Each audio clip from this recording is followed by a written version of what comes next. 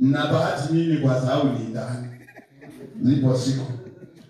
Kwa sasa hapa inasema inazungumza ukurasa ule wa 29.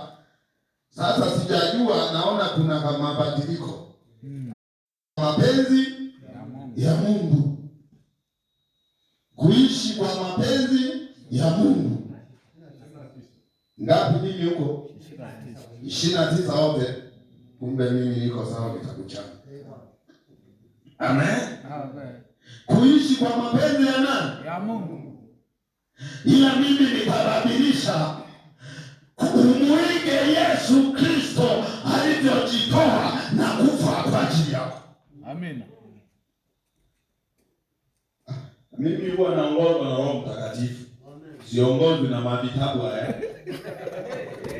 Sawa?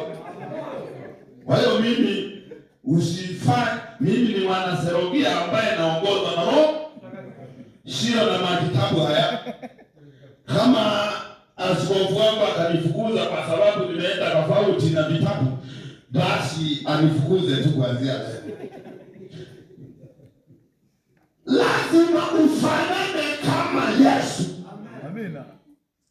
Petro anaambiwa hata tembea yako unaonekana kwamba wewe ni mwanafunzi wa nani? Wa Yesu.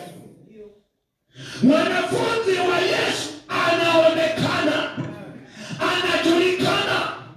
Mwanafunzi wa Yesu anajitoa